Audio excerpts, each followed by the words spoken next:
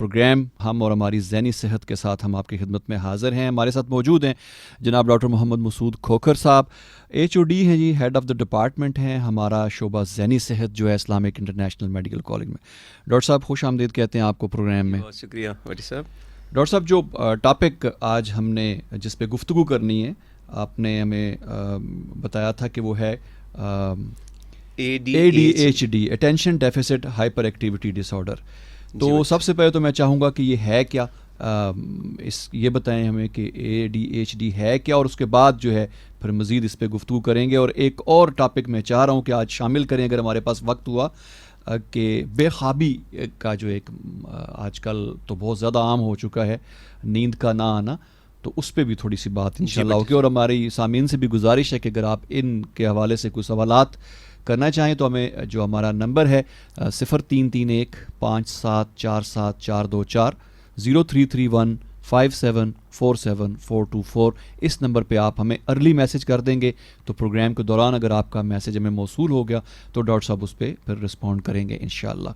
जी doctor साहब, ADHD। बहुत शुक्रिया। औज़ु बिल्लाहि मिनश शैतानिर रजीम, बिस्मिल्लाहिर रहमानिर रहीम, अल्हम्दुलिल्लाहि रब्बिल आलमीन, अस्सलातु वस्सलामु अला रसूलिल अमीन व अला आलिहि व अस्हाबिहि अजमाइन। तमाम मोहतरम सामीन किराम को मेरा बहुत सलाम और बहुत शुक्रिया आप की हमारे साथ राब्ते रहते हैं, कम्युनिकेशन रहती है, लोग मिलने के लिए भी आ जाते हैं। आज का जो टॉपिक है बटी साहब ADHD, ये उसका है, यानी मुख्तसर करके ADHD क्या है, असल में ये पूरा बनता है attention deficit hyper activity disorder.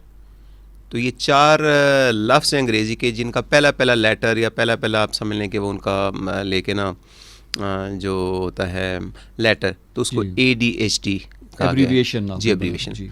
ये असल में पिछले इस कुछ अरसे में मेरे पास बच्चे आए हैं, पेरेंट्स लेकर आए हैं, तो उनमें बेसिकली डायग्नोसिस ये ADHD वाला था। अच्छा। और उसमें इशू ये था कि एक तो बच्चा स्कूल से और पढ़ाई से तकरीबन निकल चुका है, स्कूल वाले ऑन नहीं कर रहे हैं, कोई पढ़ाने के लिए तैयार नहीं है। अच्छा, पेरेंट्स परेशान हैं, ग्रैंड पेरेंट्स एक और तरह से परेशान है, पता नहीं उसको हम डिनाइल कहेंगे या क्या कहेंगे। मतलब मदर, मैंने देखा है कि मदर, मामता या नानो, समटाइम्स दादो है एज वेल। ये जरा जल्दी बच्चे की कोई इशू है ना, ज़रा जल्दी डिटेक्ट मैंने देखा करते हैं ना। अच्छा, ये बड़ी इंटरेस्टिंग हमारे यानी माशरे में, कल्चर में, सोसाइटी में भी डायग्नोसिस जब करता हूँ या कोई हिस्ट्री लेता हूँ तो मैं अपने स्टूडेंट्स को बताता हूँ यार, मामता की जो वरी या कंसर्न होता है ना, माँ के दिल में अल्लाह ने वो जो एक रखा ना ख़ास एक शऊर, एक दर्द रखा हुआ है ना, वो बड़ा इंपॉर्टेंट होता है। वो मैंने देखा कि पिक कर लेती है ना चीज़ों को। एक केस जिसका मैं बगैर नाम बताए वो मैं गुजारिश करूँगा, उसमें ये इशू था कि दादा अबू जो ना वो बिल्कुल कहते हैं जी बच्चे को कुछ भी नहीं कहना है, छोड़ दें इसको, ये बड़ा होकर ठीक ठाक हो जाएगा, कोई मसला नहीं है। अच्छा, माँ जो बेचारी वो परेशान है, उसके ज़रा पसीने छूटे में, और कोई समझने वाला नहीं है। फिर थैंक्स टू मतलब नानो केम इनटू एक्शन, और उन्होंने मतलब उसको फिर सपोर्ट किया केस को, and finally we were able to you know do something. और आप बट्टी साहब देखेंगे विद इन वीक्स वो बच्चा जो इंतहाई बेदहानी, अटेंशन डेफिसिट का मतलब होता है कि बच्चे की ना तवज्जो या ध्यान किसी चीज़ में नहीं रहता है। मसलन वो एक काम कर रहा है ना, आपने उसको पढ़ने के लिए बिठाया, पढ़ने के बजाय वो लिखना शुरू कर देगा, उठ के पानी पीना शुरू कर देगा, पानी भी नहीं पूरा पिएगा, एक घूंट भरा, उसके बाद वो छत पर चला जाएगा, उसके बाद नीचे उतर के वो अपना टॉय के साथ खेलना शुरू कर देगा। अच्छा, आप हैरान है कि भी मैंने 5-10 मिनट बच्चे को पढ़ाना था, तो वो पढ़ाई में बच्चे की चंद सेकंड भी तवज्जो नहीं है, बल्कि एकदम से उसकी तवज्जो स्विच नहीं जैसे हो जाती है, बेदहानी हम इसको कहते हैं, अदम तवज्जो ही कहेंगे उर्दू में। हाँ जी, अदम तवज्जो के शिकार होते हैं, ध्यान नहीं रहता है, और माइंड ऐसे होता है जैसे कोई आप समझने के जैसे कोई मोबाइल कैमरा नहीं होता है, मतलब इस तरह वो माइंड स्विच होता रहता है। सही, किसी भी चीज़ पर थोड़ी देर के लिए ना वो फोकस नहीं कर पाता है, अटेंशन नहीं दे पाता है, कंसंट्रेट नहीं कर पाता है। तो उसकी वजह से ना वो बच्चा जो ना ज़ाहिर है फिर वो लर्निंग क्या करेगी, कोई भी लर्निंग है, चाहे वो लिखने का काम है, चाहे पढ़ने का काम है, कुरान मजीद बच्चे ने पढ़ना है, स्कूल का सबक पढ़ना है या कुछ लिखना है, तो ज़ाहिर है अपने माइंड को, दिमाग को वो बच्चा कुछ देर के लिए फोकस करेगा ना, तवज्जो देगा। इसमें ये जो तवज्जो देने की सलाहियत है ना इस बीमारी में, जिसको ADHD कहते हैं, वो इन बच्चों की बहुत डिस्टर्ब हो जाती है या बहुत कमज़ोर या ऑलमोस्ट ख़त्म हो जाती है। एक तो ये इशू हो गया ना, इससे इनका यानी याद करने का, सीखने का, पढ़ने का वो जो भी सिलसिला था वो सारे का सारा तकरीबन ख़त्म हो जाता है। सही। और फिर रिएक्शन क्या होता है, ज़ाहिर है अगर टीचर हैं या पेरेंट्स हैं या उस्ताद साहब हैं या मस्जिद के इमाम साहब जो हमारे मोहतरम जो रिलीजियस जो हमारे टीचर्स होते हैं, वो फिर बच्चे को कहते हैं कि ये बच्चा जो ना ये शायद शरारत से या जानबूझ के करता है। अच्छा, वो जानबूझ के जब उनकी ये परसेप्शन बनती है ना, तो वो फिर अमूमन मैंने देखा है कि बाज़ दफ़ा ना थोड़ा सा तशद्दुद, सख्ती, सही है, वो बरतते हैं। अच्छा, सख्ती या तशद्दुद का मेरे ख्याल में तालीम में और पढ़ाई में कोई कॉन्सेप्ट ही नहीं है जी। अगर बच्चे को पढ़ाना है, लिखाना है, उसको बहुत ज़्यादा पढ़ाना है और बहुत अच्छा उसको आपने मतलब पढ़ा लिखा इंसान बनाना है ना, तो फिर ज़बानी या हाथ से तशद्दुद इसकी कोई गुंजाइश नहीं है ऑनेस्टली। सही। ज़ोर ज़बरदस्ती ठीक है, एक आध सेशन या एक आध पहाड़ा आपने सिखा दिया उसको या एक आध नज़म आपने सिखा दी, सूरत चले एक आध पढ़ा दी, लेकिन ये आए दिन हम देखते हैं कि बच्चे ने हिफ्स किया था, ये इतना हिफ्स किया, उसके बाद वो भाग ही गया, वहाँ से छोड़ के भाग गया मदरसे को, हिफ्स छूट गया, ये हिफ्स करके ना सारा कुछ भूल भाल गया बच्चा। तो इसका मतलब फिर वो पढ़ाई तो ना हुई ना। तो इन बच्चों के साथ फिर ये इशू होता है। अच्छा, फिर दिल में जो वालिदैन होते हैं, जो उस असातिज़ा इकराम होते हैं, उनके दिल में एक थोड़ी सी ना बच्चे के बारे में ना शायद कोई नफरत सी, कुदूरत सी भी आ जाती है कि नालायक बच्चा है, तवज्जो नहीं देता, ये मुझे भी टेंशन देता है, फ्रस्ट्रेट करता है। फिर वो पढ़ाई उधर ही रह जाती है और एक गुस्सा, नफरत, कदूरत सी, अजीब सी एक टेंशन वो सबके जहन पे सवार हो जाती है। वो बच्चे को देखते ही नहीं, ये तो है ही ऐसा, ये तो है ही ऐसा।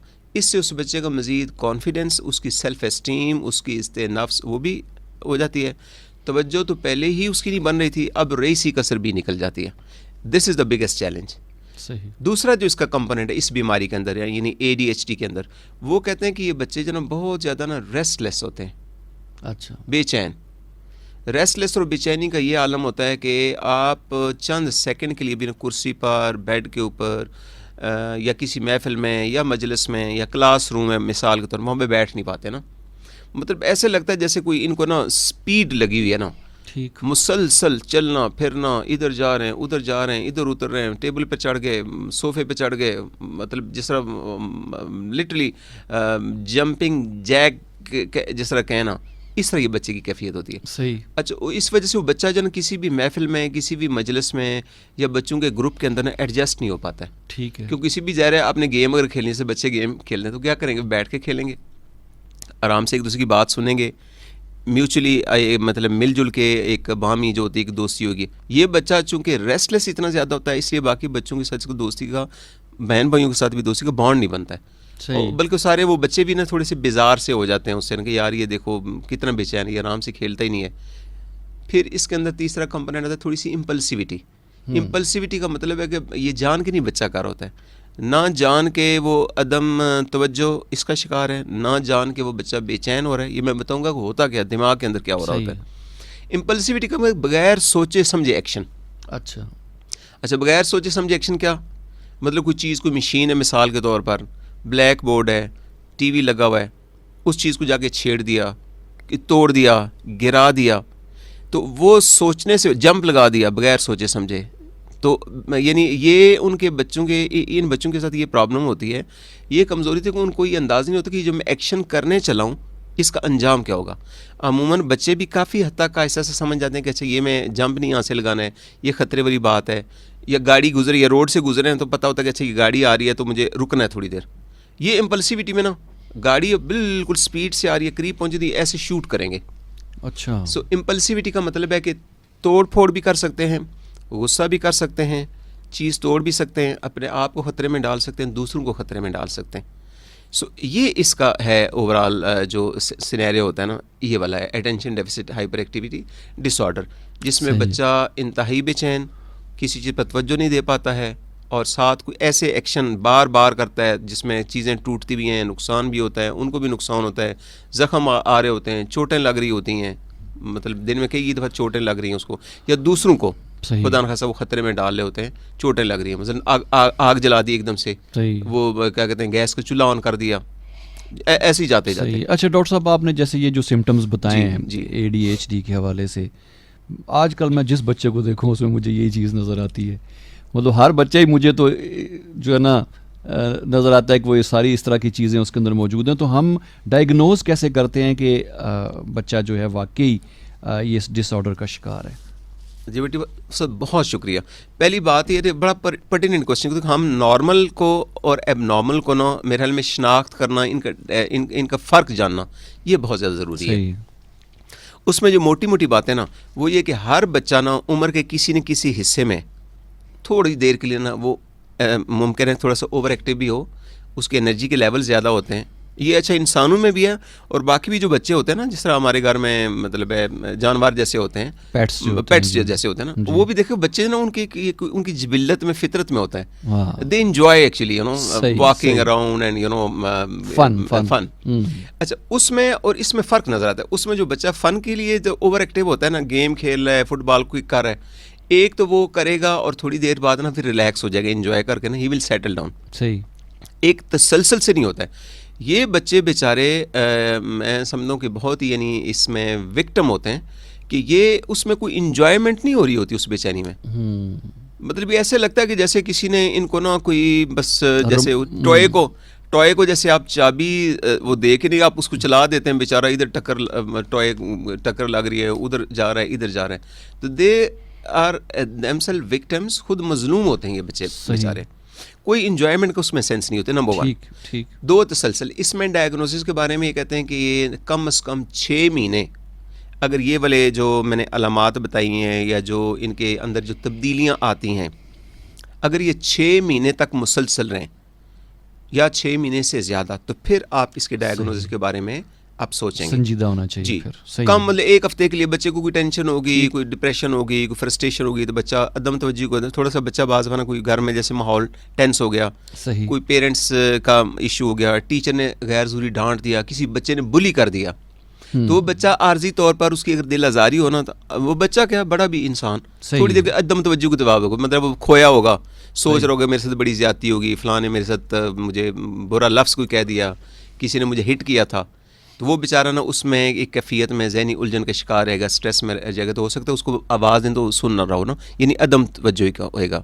इस तरह जो बेचैनी की कैफियत है आर्जी तौर पर हो सकती है, लेकिन इसमें तसलसल कि मुसलसल कम से कम 6 महीने हम कहते हैं कि इसको देखें। और ये स्कूल में भी, क्लासरूम में भी, घर के अंदर भी, नेबरहुड में भी, अगर कहीं आप मेहमान गए या किसी क्लब में गए या किसी जगह जैसे आप गए रात को बारबेक्यू वाली जगह पर गए, सो कम से कम 2-3 डिफरेंट जो सोशल सिचुएशंस है ना, जिसमें स्कूल भी शामिल है, घर भी, हर जगह पर यही कैफियत होती है।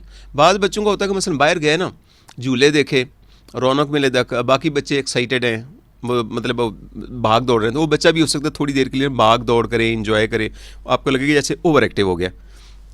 डिनर पे जैसे लोग जाते हैं तो बच्चा खाना नहीं खा रहा होता है ना, वो इसलिए नहीं खाना खा रहा, तो बच्चे वहाँ पर काफ़ी होते हैं, तो वो बच्चों को देख के उनके साथ वो बच्चा वो भी ग्रुप में शामिल होता है। तो अब इसको अगरचे आर्जी तौर पर ये हाइपर एक्टिविटी होएगी या ओवर एक्टिविटी होएगी, लेकिन इसको हम इसमें बीमारी में शुमार नहीं करेंगे। वो बच्चा खेल के सेटल होके इंजॉय करके थोड़ा सा एग्जॉस्ट होगा, थके ना आराम से बैठ जाएगा। Attention deficit hyper activity disorder में वो उसका तो ना कोई मकसद नज़र आएगा, यानी आपको लगेगा कि एमलेस, ठीक, हाँ, देयर इज़ नो एम, और फिर शिद्दत बहुत होती है। जो तीसरी चीज़ है बहुत इंपॉर्टेंट, जो नॉर्मल थोड़ी सी अदम तवज्जोही आर्जी तौर पर होती है, अदम तवज्जो का शिकार बच्चा होगा, या बच्चा ओवर एक्टिव होगा, या कभी कभी इम्पल्सिव होगा, बच्चों को भी गुस्सा आ जाता है, ख़ासकर अगर पेरेंट्स जो हैं, अगर वालदा मोहतरमा भी मतलब कभी कभी उठा के ना गिलास फेंक देती हैं, वालिद मोहतरम उठा के प्लेट फेंक देते हैं या दरवाज़ा मार देते हैं, तो वो बच्चा ज़रा देख तो रहा होता है ना, तो कभी कभी बच्चा भी ना रोल मॉडल को देख कर ना थोड़ा सा उस तरह का बिहेवियर एक दफ़ा कर देगा, once in a week, once in a month, हो सकता है वो भी कोई चीज़ गिरा दे। लेकिन इसमें एक तसलसल के साथ और मुसलसल वो चीज़ें हो रही होती हैं और बच्चे के बस में और कंट्रोल में नहीं होता है। एंड ऑफ द डे पर क्या हो रहा होता है कि बच्चे की जो तालीम है ना वो मुतासर होना शुरू हो जाती है। बाकी तमाम सिचुएशन में आप देखेंगे बच्चे की तालीम ठीक रहेगी, उसकी स्कूल में परफॉर्मेंस, टीचर से पूछें कहते हैं हाँ जी बच्चा थोड़ा सा है एक्टिव है, ओवर एक्टिव है, स्पोर्ट्स वगैरह में भी हिस्सा लेता है, लेकिन पढ़ाई में बहुत ठीक जा रहा है। जो हमें ADHD वाले बच्चों में ख़ास जो इशू एज डॉक्टर्स हमें आती है ना, जो पेश आता है वो ये कोई बच्चा पढ़ नहीं सकता है। टीचर बोल रही है, टीचर लिखा रही है, टीचर करीब आके समझा रही है, ना तो वो फोकस उस पर कर सकता है, ना उस पर कंसंट्रेट कर सकता है, ना तवज्जो दे सकता है, और साथ बेचैन इतना होता है कि उसकी पढ़ाई लिखाई नहीं। बाकी बच्चे आहिस्ता आहिस्ता उनकी देखेंगे उनकी वर्बल भी, यानी जो उनका होता है वर्ड का बैंक जो होता है, जो यानी डेली कोई ना कोई लफ्ज़ सीख रहे होते हैं, रिटन स्किल भी उनको इम्प्रूव हो रहे होंगे, सोशल स्किल इम्प्रूव हो रहे होंगे। ये बच्चा सोशल ग्रोथ भी इसकी नहीं हो रही होती है।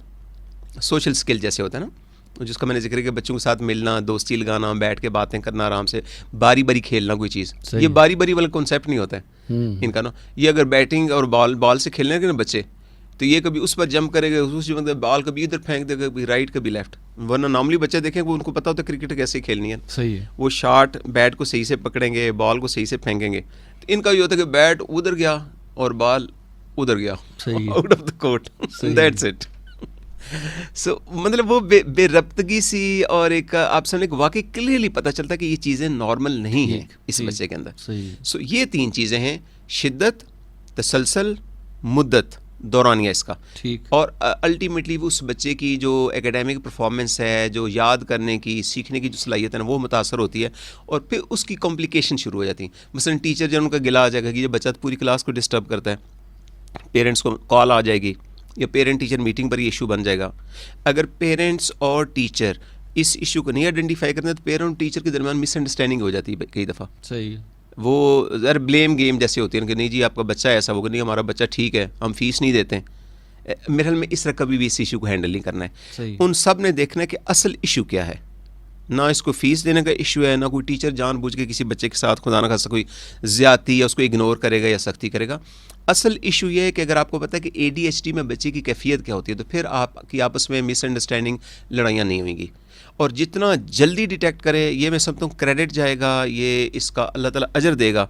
चाहे वो माँ जल्दी डिटेक्ट करे, बाप डिटेक्ट करे, फैमिली मेम्बर, बहन भाई डिटेक्ट करें, टीचर डिटेक्ट करें, हमारे जो मोहतरम जो होते हैं खतीब साहिबान मस्जिद वो डिटेक्ट करें। इनमें से कोई भी बंदा अगर डिटेक्ट करेगा तो मेरे ख्याल में उसको बहुत बड़ा क्रेडिट, उसको अजर मिलेगा कि यार ये बच्चा बाकी बच्चों की निस्बत there is something not right, कुछ चीज़ है, प्रॉब्लम है बच्चे के साथ। सही। बस ये इसकी की है।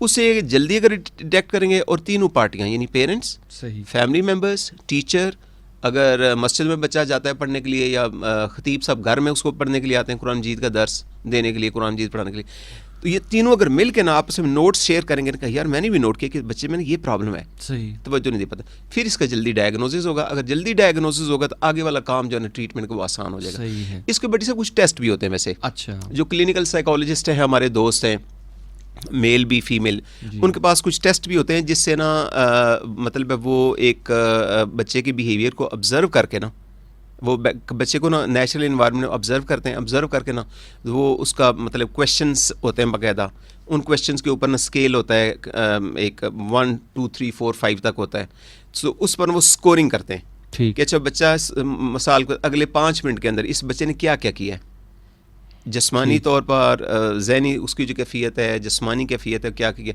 वो फिर स्कोर करते हैं। वो कहते हैं कि अगर एक हद तक वो स्कोर जो क्लिनिकल साइकोलॉजिस्ट देते हैं ना उस साइकोलॉजिकल टेस्ट के, उस पर भी आप डायग्नोसिस में आपको हेल्प मिल सकती है। सही। तो वो उन्होंने पहले नॉर्मल किया होता है कि बच्चा नॉर्मली 5 मिनट में या 1 घंटे में या 1 मिनट में कितनी हरकत करता है। सही सही। और इसमें उसमें क्वांटिटेटिव और क्वालिटेटिव डिफरेंस क्या है ना, ठीक, उससे भी डायग्नोसिस होता है। सही। और भी चंद एक टेस्ट है, लेकिन सही जो प्रैक्टिस है ना, मैं समझता हूँ मेडिकल की। अच्छा, मैं अपने दोस्तों को ये भी गुजारिश करना चाहता हूँ सामीन को, मैं बेसिकली साइकेट्रिस्ट हूँ। मेरी जो स्पेशलिटी है ना वो इल्म नफ्सियात है, और ये हम जो इल्म नफ्सियात पढ़ते हैं या जो सीखते हैं वो MBBS की डिग्री करते हैं, पहले हम डॉक्टर बनते हैं। सही है। डॉक्टर बन के ना उसके बाद करते हैं, क्योंकि अक्सर दोस्त आते हैं मेरे बच्चे के दिल में सुराख है। साइकोलॉजिस्ट और साइकेट्रिस्ट में एक जो डिफरेंस है उसको भी ज़्यादा लोग नहीं समझते। जी, बट जो हमारे दोस्त क्लिनिकल साइकोलॉजिस्ट है ना, जनरली क्लिनिकल साइकोलॉजिस्ट ना उनके पास बीएस साइकोलॉजी की, ठीक है, जिसको पहले हम बीए कहते थे या बीएससी कहते थे ना, वो सही बीएस है। साइकोलॉजी होता है। सही है। 4 साल की ये डिग्री होती है, फिर वो एमएससी साइकोलॉजी करते हैं, उसके बाद डिप्लोमा इन क्लिनिकल साइकोलॉजिस्ट कर सकते हैं, एमफिल कर सकते हैं, सही पीएचडी है, कर सकते हैं। सही है। तो उनका बेसिकली जनरली आर्ट्स के सब्जेक्ट होते हैं, प्री मेडिकल के सब्जेक्ट होना ज़रूरी नहीं है। सही है। हम जो साइकेट्रिस्ट होते हैं हमें पहले करना पड़ता है MBBS, प्री मेडिकल, जी, मस्ट पाकिस्तान प्री मेडिकल, जिसमें बायोलॉजी, केमिस्ट्री, फिजिक्स मस्ट है। वो करके मेडिकल कॉलेज में जाना है, एमबीबीएस की डिग्री कंप्लीट करनी है। एमबीबीएस की डिग्री के बाद फिर हम पोस्ट ग्रेजुएशन या स्पेशलाइजेशन जो ना सही वो है। इस फील्ड में करते हैं। सही। सो मेरा ये ये एरिया difference इंसान का समझे। दिमाग, उसके नफ्सियात, उसके एसाब, साइकोलॉजिकल, बिहेवियरल जितने भी इश्यूज होते हैं ना, सही। मैं देखता हूँ अच्छा अंदर इंसान का दिमाग जो ना उसके सिस्टम किस तरह हैं, दिमाग के सर्किट्स किस तरह हैं, दिमाग की सिमें जिसको मैं कहता हूँ, सिमें न्यूरॉन्स जिसको एक्चुअली कहते हैं ना, तो हर न्यूरॉन जो अल्लाह ताला ने तकरीबन 100 अरब इंसानी दिमाग में ना ये न्यूरॉन्स बनाए हुए हैं। तो वो न्यूरॉन, हर न्यूरॉन समझे एक सिम की तरह होता है, फिर उस सिम के आगे सर्किट्स होते हैं ना। सो वो किस तरह फंक्शन करते हैं, उनके दरमियान केमिकल सिग्नल कैसे ट्रैवल करते हैं, इलेक्ट्रिकल सर्किट्स कैसे करते हैं, मेमोरी की जो सिमें हैं जो यादाश्त को कंट्रोल करती हैं, बिहेवियर को, जज्बात को कंट्रोल करती हैं, उनमें कब कमज़ोरी आए तो उससे क्या इशू होता है, दिल को जो कंट्रोल करती हैं, ब्लड प्रेशर को जो, या दिल की रफ्तार को जो सिमें कंट्रोल करती हैं, बाकायदा न्यूरॉन्स होते हैं जो उसकी रफ्तार को ऊपर नीचे करते हैं। तो हमारा ये सब्जेक्ट होता है बेसिकली। ठीक है, तो सही है। अच्छा डॉक्टर साहब, अब डायग्नोज हो गया जी से कि ये ADHD डायग्नोज हो जाता है बच्चे में, तो उसके बाद फिर ट्रीटमेंट का क्या प्रोसेस होता है? जी बेटी, ट्रीटमेंट में इसमें जो अच्छे रिजल्ट्स मिलते हैं हमें, अच्छा इसमें बेटी साहब एक और चीज़ मैं बता दूं कि इसमें अमेरिकन्स ने रिसेंटली उनकी मैं एक रिपोर्ट पढ़ रहा था, पहले कहते थे कि ये आम तौर पर आप समझने कि 5% बच्चों में ADHD, यानी 5% बच्चे जो होते हैं ना, तकरीबन आप समझने के 7 साल से पहले उनके अंदर ये ADHD की अलामात आती हैं। बाद में उन्होंने जो ये एक क्लासिफिकेशन सिस्टम उन्होंने थोड़ा सा रिवाइज़ किया था, DSM-5 जिसको कहते हैं, ये अमेरिकन क्लासिफिकेशन सिस्टम है जिसमें मुख्तलिफ बीमारियों की अलामात और उनकी जो तशखीस है उसके बारे में उसमें मुकम्मल मालूमात रिसर्च के बाद देते हैं। तो उन्होंने कहा था DSM-5 जो उनका सिस्टम है क्लासिफिकेशन का और डायग्नोज करने का, उसमें उन्होंने कहा था कि उनके डायग्नोसिस अमेरिका में ज़्यादा हो गए। अच्छा, 11% तक वो पहुंच गए। अच्छा, तो उन्होंने कहा था कि huge number of kids in America, USA वाले रिसर्च में ज़रा आगे हैं, वो रिसर्च करते हैं, फॉरेन पब्लिश भी करते हैं ना, तो कहते हैं कि ये इसका ऐसे लगता है जैसे कुछ अरसे में ये ज़्यादा हो गया है। अगरचे इसके अगेंस्ट भी यानी कुछ लोग रिसर्च कर रहे हैं, इसके अगेंस्ट भी नुक्ता नज़र से ना जैसे इख्तलाफ राय होता है ना, ठीक है, कुछ लोग कहते हैं नहीं, उन्होंने चूँकि वो क्लासिफिकेशन जो ना वो और जो अलामात हैं इसकी, उनकी थ्रेशोल्ड में, उनकी फ्रीक्वेंसी में, उनकी शिद्दत में थोड़ी सी तब्दीली की है, शायद इस वजह से ये डायग्नोसिस बहुत ज़्यादा होना शुरू हो गया। सही है। लेकिन बहरहाल पहले की जो रिसर्च है वो कहते हैं कि 5% बच्चों को ना ये चीज़ होती है, और ये बॉयज़ में ज़रा ज़्यादा है। अच्छा, यानी बच्चियों की निस्बत बॉयज़ में निस्बतन ये ADHD वाला जो होता है ना इशू, ये ज़्यादा है।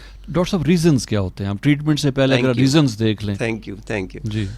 इसमें कहते हैं कि एक तो जेनेटिक यानी मौरूसी जो एलिमेंट होता है ना, सही है। फॉर एग्जांपल अगर पेरेंट्स दोनों में से या दोनों पेरेंट्स की फैमिली में, यानी दादा दादी अब्बू उनकी फैमिली में, या नाना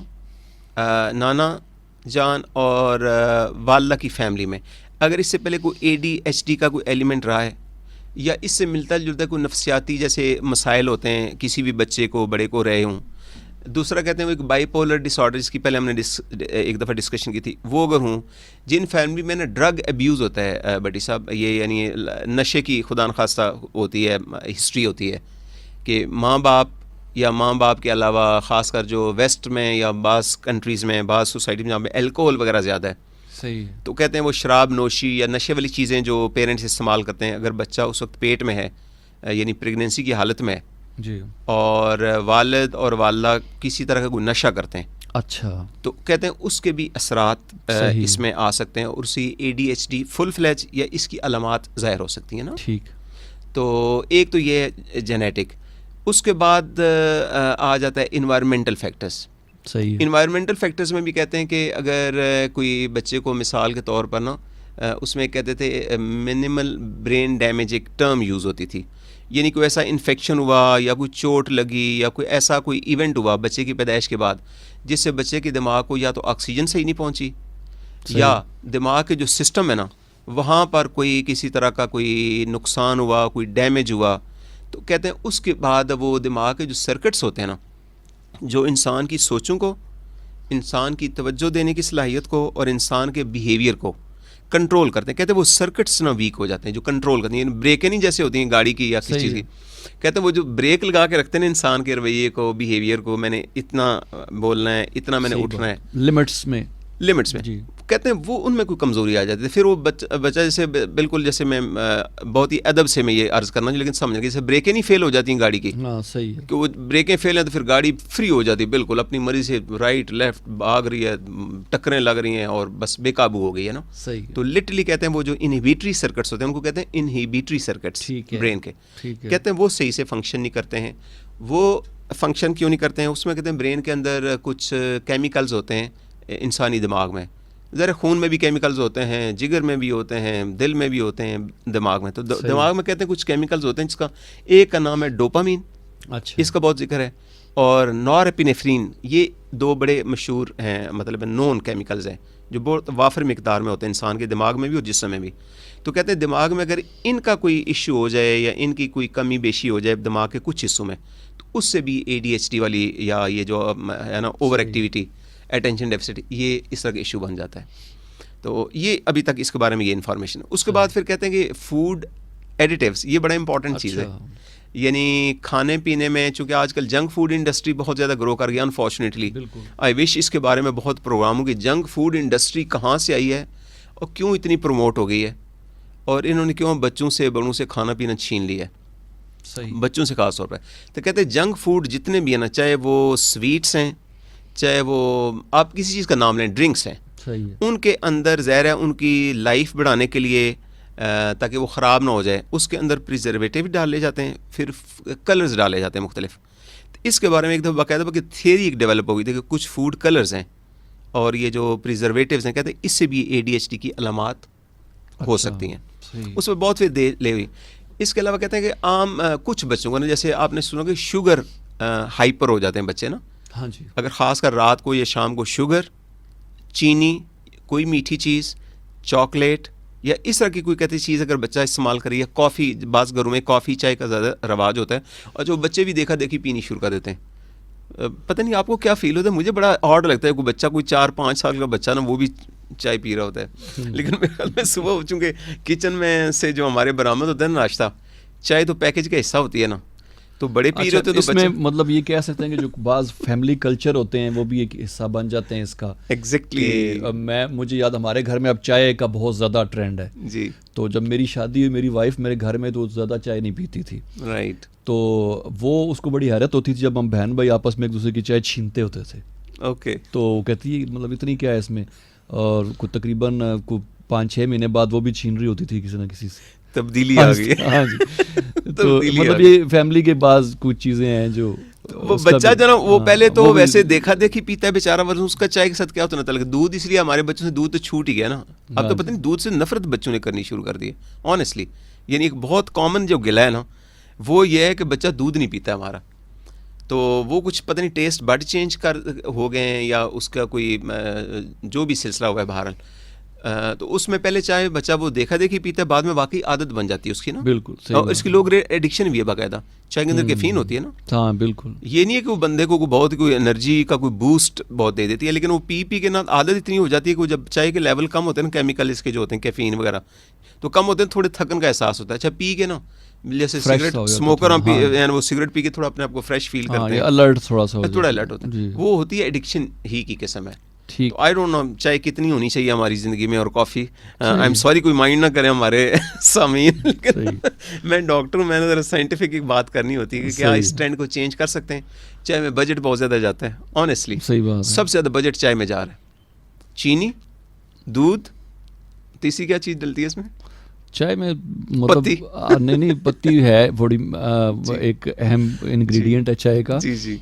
उसके अलावा देखें जी कि आप जब कुकिंग करते हैं उसकी जी जी, हम खिलाफ नहीं है, खिलाफ नहीं प्लीज, मतलब ये कोई नहीं, लेकिन अब पत्ती पर कितना बजट जाता है, घर का गरीब है या अमीर है या औसत मतलब है जो भी शहरी है इंसान है, पत्ती पर और चीनी पर और क्या कहते हैं इस पर जो दूध पर खर्चा है। और अब देखें इन तीनों में जो मिलावट की इंतहा है। सही बात। दूध तो आपको पता नहीं किस तरह के बनते हैं और किस तरह के दूध मिलते हैं।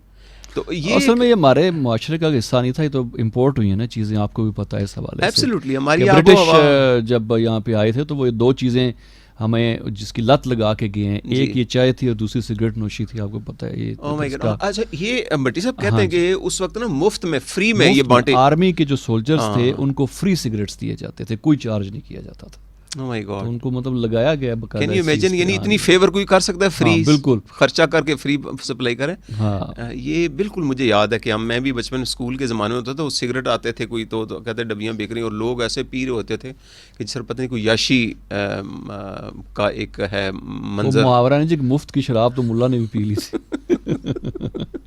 सो ADHD के बच्चों में कहते हैं मैंने वेट कम करने के लिए अपना एक उसूल बनाया, मैं कहा जी कोल्ड ड्रिंक्स नहीं पीऊँगा जी।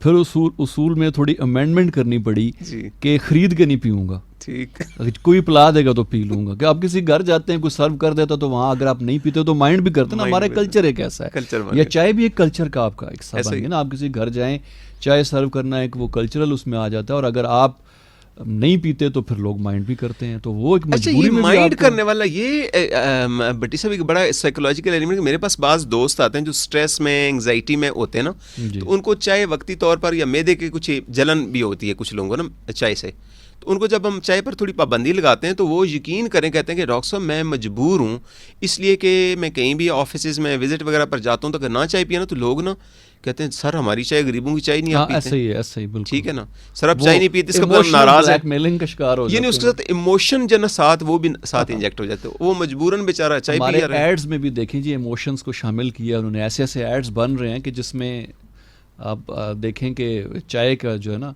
कि वो एक खातून जो शादी होकर दूसरे घर में गई है जी, और अचानक चाय पीती है और वो बड़ी हैरत से पूछती है कि ये चाय का जो जायका है, तो उसकी सास कहती है जी कि वो कहती क्या चाय का जायका, तो कहती है हमारे घर जैसा है जी। तो वो कहती जी ये तो वहीं से आई है, और इतने में उसकी माँ अंदर दाखिल हो जाती है कि वो मतलब इमोशंस के साथ कैसे, यानी ममता को बीच में प्रो दिया उन्होंने। जी बिल्कुल, चाय के साथ। हाँ जी, तो ये तो भट्टी साहब चाय बनाने वाले फिर कहेंगे कि यार ये भट्टी साहब और ये डॉक्टर साहब पीछे पड़ गए हमारे आज। वहाँ हमारी कोई पीछे किसी के पढ़ने का इरादा नहीं है। मैं सिर्फ ये गुजारिश कर रहा हूँ कि वो लोग जिनका सेहत के आपको तो मुझे पता नहीं, लेकिन मैं चाय का खुद बड़ा शौकीन हूँ वैसे, हम क्रिटिसाइज तो कर रहे हैं। जी जी जी। तो अब हम सिर्फ कहते हैं कि जिस बच्चे को अगर ADHD है तो उसमें कैफीन वाली चीज़ें, कैफिनेटेड ड्रिंक्स जितने भी हैं फॉर दैट मैटर ना, ये उसकी सिम्टम को, उसकी सिचुएशन को ज़्यादा वर्स कर सकती हैं। सो एज तबीब, एज डॉक्टर, एज माहिर नफ्सियात, ब्रेन स्पेशलिस्ट कुछ भी कहें, हम फिर वहाँ पर कोशिश करते हैं कि अगर वाकई उस बच्चे का उसके साथ सेहत के साथ ताल्लुक़ है तो वहाँ पर हमें इसकी कोशिश करनी है कि थोड़ा सा परहेज़ करें जितना पॉसिबल हो सके। सही है, ट्रीटमेंट की तरफ चलें। बिल्कुल डॉक्टर साहब, क्योंकि बहुत ही थोड़ा वक्त रह गया, अगला प्रोग्राम हमने 12 बजे प्ले करना है जी, राइट, तो उससे पहले वाइंड अप करना है, तो ट्रीटमेंट का एलिमेंट हमारा जो है अभी तक। जी जी बट सब ट्रीटमेंट में 3 चीज़ें हैं। पहले तो उसकी ना ADHD की जो अलामात है उनकी शिद्दत कितनी है। ठीक ठीक। अमूमन चूँकि लोग बहुत देर से आते हैं, डिटेक्ट ही नहीं होता है, डिसीजन मेकिंग नहीं होती है, पेरेंट्स का आपस में वो नहीं हो रहा होता है, कंसेंसस हो रहा है कि ये इसको प्रॉब्लम है या नहीं है, और अगर प्रॉब्लम है तो डॉक्टर के पास जाना है कि नहीं जाना है, और डॉक्टर के पास जाना है तो किस डॉक्टर के पास जाना है, क्योंकि ज़ाहिर डॉक्टर जो इसके स्पेशलिस्ट हैं वो तो फ़ौरन मामले को समझ सकेंगे। जो स्पेशलिस्ट नहीं है ऑनेस्टली वो बात कहते नहीं जी कह रहे बच्चा ठीक हो जाएगा ना। तो ये चंद एक हैं, इसमें बैरियर्स बन जाते हैं जो उस बच्चे की चूँकि ज़िंदगी, उसकी तालीम, वो अपने जो हम असर उसके होते हैं बच्चे यानी पीयर्स जिनको हम कहते हैं उसके हम उम्र, उनसे बच्चा पीछे हो रहा होता है। अगर एक बच्चा अगर 6 महीने साल भी पीछे हो जाए तो हमें बहुत वरी होती है, क्योंकि बच्चा जिस्मानी पर ग्रो कर रहा है। अगर खुदा न ये 2 साल पीछे हो गया बाकी बच्चों से, वैसे ही उसका कॉन्फिडेंस, सेल्फ एस्टीम लो होनी शुरू हो जाती है बच्चे की कि मैं नालायक हो गया हूँ, और लोग भी उसी नज़र से उसको लेबल करते हैं कि नालायक जी 2 साल पीछे हो गया, पढ़ता नहीं है। तो हम ये गुजारिश करते हैं कि सबसे पहले अगर उसकी जल्दी से जल्दी डिटेक्ट करें, जितना जल्दी पॉसिबल उसको रिपोर्ट करें, एक दफ़ा डिस्कस कर लें, कोई हर्ज नहीं है। एक तो ट्रीटमेंट इसकी अद्वियात के साथ होती है ना। अद्वियात कौन सी हैं? वो दवाइयाँ इसमें इस्तेमाल इस बाकायदा रिसर्च हो चुकी है। ये जो मुख्तलिफ जो इदारे हैं जो सेहत के ना दुनिया भर में, उनकी बाकायदा रिसर्च के बाद अप्रूवल मिलती है, लाइसेंस मिलता है। लाइसेंस के बगैर ये दवाइयाँ नहीं इस्तेमाल होती हैं। उसमें कुछ दवाइयाँ जिनको स्टिमुलेंट्स कहते हैं ना, ठीक है। इसमें जो क्लासिकल की दवाई है उसको मिथाइल फेनिडेट भी कहते हैं ना। सही। ये एम्फेटामिन एक ग्रुप आप समझ लें कि उस ग्रुप से इस दवाई का ताल्लुक है। सही। ये दवाई क्या करती है, ये ब्रेन के अंदर जो डोपामीन जिसका मैंने जिक्र किया था, जो डोपामीन सिस्टम है, ये डोपामीन की जो मिकदार है ना जी, ये उन सर्किट्स में जहाँ पे ये डोपामीन की कमी होती है, इसकी वजह से वो बच्चा अपने यानी वो बिहेवियर पर कंट्रोल नहीं कर पाता है। उन सर्किट्स में ये डोपामीन की मिकदार को बेहतर करती है, उससे उस बच्चे के अंदर सेल्फ कंट्रोल, ठीक, यानी वही मैं कहता हूँ जैसे ब्रेक अगर गाड़ी की आप ज़रा ट्यून करा लें, उसको अच्छी तरह टाइट करा लें, फिट करा लें, ब्रेक सही लगती है। सही। ये दवाई इस तरह असर करती है जिसकी वजह से आहिस्ता उस बच्चे की तवज्जो देने की सलाहियत, उसकी जो बेचैनी होती है और उसकी वो जो इम्पल्सिविटी जिसको कहते हैं ना, ये चीज़ें आहिस्ता आहिस्ता आहिस्ता कम। ये प्रूवन है, हमने भी अपने तजर्बे में देखा है। कुछ बच्चों को ये दवाइयाँ सूट नहीं करती हैं। दवाई शुरू कराना भी ये it is also really project, because parents के अपने कंसर्न्स होते हैं। दवाई मिल रही है या नहीं मिल रही है, वो देने के लिए तैयार हैं या नहीं तैयार हैं। फ़ौरन पेरेंट्स के माइंड में आता है कि दवाई इसको लग तो नहीं जाएगी, कोई प्रॉब्लम तो नहीं हो जाएगी। मैं ऑनेस्टली आपको बताना कि हर दवाई के कुछ ना कुछ साइड इफ़ेक्ट होते हैं, लेकिन हर बच्चे में हर साइड इफ़ेक्ट नहीं होता है। सही। सो हम इसको बहुत ही कम मिकदार में आमतौर पर शुरू करते हैं। नॉर्मली कोशिश करते हैं सुबह के टाइम पर इस दवाई को शुरू करेंगे। स्टिमुलेंट होती है ना, रात में दें तो बाज़ दफ़ा थोड़ा सा नींद का इशू बन सकता है। इन बच्चों में वैसे भी नींद का इशू होता है, इसमें नींद का इशू। सो मॉर्निंग में देते हैं, बिल्कुल थोड़ी सी डोज देते हैं जो रिकमेंडेड है, इंटरनेशनली रिकमेंडेड डोज है ना। जनरली मैंने देखा है कि हमारी जो दवाइयाँ हैं जो ब्रेन के लिए हम इस्तेमाल करते हैं, यानी दिमागी बाज़ जो कैफियत होती हैं, उसमें हमारे कल्चर में हमारे लोगों में दवाई की डोज हमें बहुत कम रखनी पड़ती है। शुरू में हमारे लोगों को बाज़ दफ़ा कुछ साइड इफ़ेक्ट ज़्यादा होते हैं। सो कम से कम दवाई लेते हैं, फिर दवाई के हवाले नहीं बच्चे को करते हैं। मुसलसल पेरेंट्स के साथ और अगर टीचर के साथ हमारा रब्ता हो सके या वो करना चाहें, हम फिर उस बच्चे की मॉनिटर करते हैं कि इसकी जो तवज्जो देने की सलाहियत है, इसकी जो ओवर एक्टिविटी थी, बेचैनी थी, उसमें कितनी कमी आई है। फिर हम डोज़ को मुसलसल उसके हिसाब से साथ साथ अगर कोई साइड इफ़ेक्ट है ना, मसलन बच्चा भूख बाज़ा कम हो जाती है, कुछ बच्चों को पसीना ज़्यादा होता है, या कभी कभी दिल की धड़कन जैसे तेज़ हो रही है, थोड़ी सी वज़न में कमी आ सकती है, क्योंकि खाना पीना अगर बच्चे को कम हो तो वज़न में भी कमी आ जाती है। आर्जी और टेम्परेरी होती हैं। हम मुसलसल मॉनिटर करते हैं और मॉनिटर करके इन दवाइयों की डोज को देखते हैं। अगर सपोज़ ये दवाई सूट न करे, फिर इसके अलावा भी और मज़ीद दवाइयाँ आ गई हैं ना, जिसमें एक दवाई है जिसको एटोमॉक्सिटीन कहते हैं। ये दवाई भी असर करती है, लेकिन ये दूसरे सिस्टम जो नॉरएपिनेफ्रीन का जो सिस्टम होता है ना, ये उसके थ्रू ऑपरेट करती है। सही। सो वो दवाई देते हैं। उससे भी बाज़ मैंने देखा है पर्सनली अपने एक्सपीरियंस में, कुछ बच्चों का वही जो दिमाग की सर्किट जो कमज़ोर होते हैं, जिसकी वजह से वो बच्चे में बेचैनी इंतई होती है ना, वो सर्किट ज़्यादा इफेक्टिव हो जाते हैं, ज़्यादा एफिशिएंट हो जाते हैं और बच्चे की बेचैनी काफ़ी हद तक ना कंट्रोल हो जाती है। सही। सो एक तो दवाई हमें मजबूरन इसलिए देनी पड़ती है कि हमारे पास बच्चे आते हैं देर से, उस वक्त उनकी सिम्टम्स और बिहेवियर काफ़ी शिद्दत इख्तियार कर चुके होते हैं। तो पहले हम देते हैं ताकि उसका जो बॉडी की जो केमिस्ट्री है, ब्रेन की जो केमिस्ट्री है ना, वो थोड़ा नॉर्मल हो और बच्चा थोड़ा सा उसमें ठहराव आए तबीयत में ना। सही। ठहराव पैदा करके उसके बाद फिर बाकी चीज़ें हम करते हैं, क्योंकि हमारे यहाँ साइकोलॉजिकली माइंडेड अनफॉर्चुनेटली बहुत ज़्यादा नहीं है लोग, ऑनेस्टली। सही। यानी वो अगर कोई काम हम बताने का चाहिए, बिहेवियर थेरेपी हमने करनी है। बिहेवियर थेरेपी की वो टेक्निक होती है जिसमें बच्चे की बिहेवियर्स को बाकायदा आप एक पूरी लिस्ट बनाते हैं, वो चेक लिस्ट बना के फिर एक एक बिहेवियर को आप यानी एज डॉक्टर, क्लिनिकल साइकोलॉजिस्ट अगर अवेलेबल हों, पेरेंट्स और टीचर्स, वो एक एक बिहेवियर को ना हम या ऐसा से डिलीट करते हैं। उसकी डिफरेंट टेक्निक्स हैं, नेगेटिव रीइंफोर्समेंट और पॉजिटिव रीइंफोर्समेंट। और जो बिहेवियर डिज़ायरेबल होते हैं, जो हम चाहते हैं कि बच्चे मसलन बेचैन, अगर बहुत बच्चा या बोल पड़ता है फ़ौरन, अपनी बारी का इंतज़ार नहीं करता है, वो एक एक बिहेवियर की पूरी लिस्ट बनाते हैं। चाहे वो 5 बिहेवियर आप बनाएं लिस्ट, 10 की बनाएं, 15 की। पेरेंट्स और टीचर्स के साथ हम जब डिस्कशन करते हैं ना, पूरा एक सेशन होता है, सही। मीटिंग होती है बाकायदा।